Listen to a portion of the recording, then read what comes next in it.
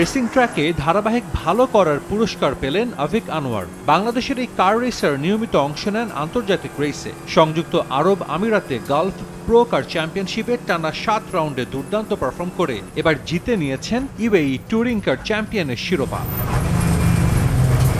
টুর্নামেন্টে ষষ্ঠ রাউন্ডেও স্টিয়ারিং হাতে গতির ঝড় তুলে একদিনে জিতেছিলেন 2 রেস।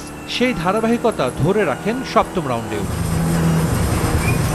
গালফ প্রো কার চ্যাম্পিয়নশিপ সিরিজ 2025-26-এর সপ্তম রাউন্ডে আভিক অংশ নেন রেনো ক্লিও ক্যাটাগরিতে। 10 প্রতিযোগীর মধ্যে চ্যাম্পিয়ন হয়েছেন নিজের ক্লাসে। এই জয় দিয়ে আনুষ্ঠানিকভাবে রেনো ক্লিও ক্লাস 2025-26-এর চ্যাম্পিয়ন হয়েছেন আভিক আনোয়ার। পুরো চ্যাম্পিয়নশিপ জুড়ে অসাধারণ পারফর্ম করে হয়েছেন 2025-26 ইউএই ট্যুরিং কার চ্যাম্পিয়ন। প্রথম বাংলাদেশি হিসেবে এই অর্জন আভিকের।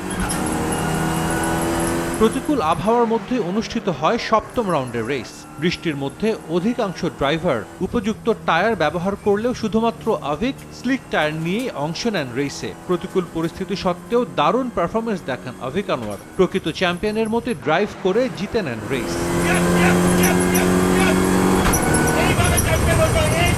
মোট 40 জন প্রতিযোগীর মধ্যে 377 পয়েন্ট নিয়ে ওভারঅল চ্যাম্পিয়ন হন আভিক। 207 পয়েন্ট নিয়ে দ্বিতীয় হয়েছেন ম্যাক্সিম ভলিকিন। এই পয়েন্টের পার্থক্যই বলে দেয় রেসিং ট্র্যাকে কতটা দাপট দেখিয়েছেন বাংলাদেশের প্রথম কার রেসার। আমি এই বছর গালফ প্রো কার ওভারঅল চ্যাম্পিয়ন এবং রেনল্ড ক্লিও কাপেও চ্যাম্পিয়ন।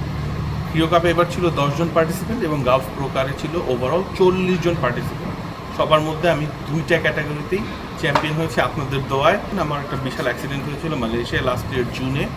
তো এরপরে রিহ্যাব করে নিজেকে রিকভার করে এই চ্যাম্পিয়নশিপ সিরিজের রাউন্ড 1 থেকে রাউন্ড 7 পর্যন্ত রেস করে আজকে সফলভাবে চ্যাম্পিয়ন হলাম দেশের জন্য এবং নিজের জন্য। চ্যাম্পিয়নশিপে England, Ireland, Germany, France, Bharat, Russia, চীন, ইতালি সহ বিভিন্ন দেশের ড্রাইভাররা অংশগ্রহণ করেন। যে কোনো ধরনের রেসিং বেশ ব্যয়বহুল খেলা। সেখানে আভিক কোনো পৃষ্ঠপোষকতা ছাড়াই একের পর এক রেসে অংশ নিয়ে পাচ্ছেন সফলতা। বাংলাদেশের মোটর স্পোর্টস ইতিহাসে গড়ছেন মাইলফলক, সঙ্গে বিশ্বের বুকে সম্মানিত করছেন লাল সবুজের পতাকা। সাজিদ মুস্তাহিদ, সময় সংবাদ।